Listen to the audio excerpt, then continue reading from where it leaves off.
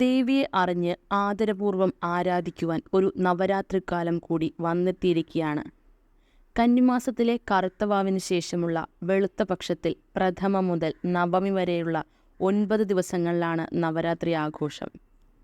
സ്ത്രൈണശക്തിയുടെ പ്രതീകം, തിന്മയ്ക്കുമേൽ നന്മ നേടിയ വിജയം, വിദ്യാരംഭം, സംഗീതം, നൃത്തം തുടങ്ങിയ കലകളുടെ പഠനം ആരംഭിക്കൽ, ഗ്രന്ഥപൂജ, ആയുധപൂജ എന്നിങ്ങനെ നവരാത്രി മഹോത്സവത്തിന് പ്രത്യേകതകൾ ഏറെയാണ്.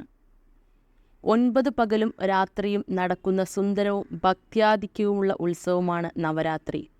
മഹിഷാസുരനെ നിഗ്രഹിക്കാൻ പാർവതി, സരസ്വതി, ലക്ഷ്മി എന്നീ ദേവതകൾ ചേർന്ന് ദുർഗാദേവിയുമായി രൂപം പൂണ്ട് 9 ദിവസം വ്രതമനുഷ്ഠിച്ച് ആയുധപൂജയിലൂടെ ശക്തിയാർജിച്ചെന്നാണ് നവരാത്രിയുടെ ഐതിഹ്യങ്ങളിൽ പ്രധാനം.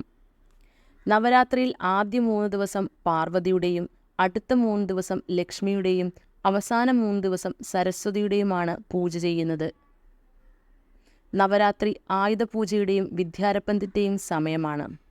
അഷ്ടമി നാളിൽ എല്ലാവരും പണിയായുധങ്ങൾ പൂജയ്ക്ക് വയ്ക്കുന്നു. നവമി ദിവസം മുഴുവൻ പൂജ ചെയ്ത ശേഷം വിജയദശമി ദിവസം കുട്ടികളെ എഴുത്തിനിരുത്തുന്നു. ശ്രീരാമൻ രാവണനെ നിഗ്രഹിച്ചത് നവരാത്രിയുടെ അവസാനമാണെന്നും ഐതിഹ്യമുണ്ട്. ദുർഗാദേവിക്ക് വേണ്ടി നടത്തപ്പെടുന്നതാണ് നവരാത്രി പൂജ. ഭൂമിശാസ്ത്രപരമായ വ്യത്യാസങ്ങൾക്കനുസരിച്ച് ഹൈന്ദവ ആചാരങ്ങൾ വ്യത്യാസപ്പെട്ടിരിക്കുന്നു. ദക്ഷിണേന്ത്യയിൽ മഹിഷാസുരവധവുമായി ബന്ധപ്പെട്ടാണ് നവരാത്രി ആഘോഷം.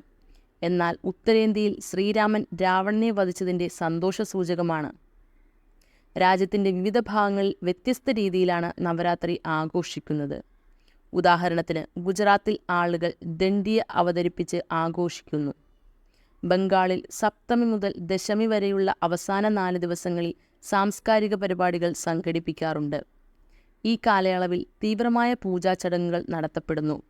കൂടാതെ ദുർഗാദേവിയുടെ വിഗ്രഹങ്ങളുടെ വിസർജനത്തോടെ ആഘോഷങ്ങൾ അവസാനിക്കുന്നു. തമിഴ്നാട്ടിൽ ഈ സമയത്ത് ദുർഗ, സരസ്വതി, ലക്ഷ്മി എന്നിവരെ ആരാധിക്കുന്നു. പഞ്ചാബിൽ ഭക്തർ ആദ്യത്തെ 7 ദിവസം വ്രതം ആചരിക്കുകയും 8-ാം ദിവസം 9 പെൺകുട്ടികൾക്ക് ഭക്ഷണം വിളമ്പുകയും അവരുടെ പാദങ്ങളിൽ സ്പർശിക്കുകയും അനുഗ്രഹം നേടുകയും ചെയ്യുന്ന കന്യാപൂജ നടത്തി നോമ്പ് തുറക്കുന്നു. അതുപോലെ മറ്റ് സംസ്ഥാനങ്ങളും സന്തോഷിക്കാൻ അവരുടേതായ തനതായ ആചാരങ്ങൾ പിന്തുടരുന്നു.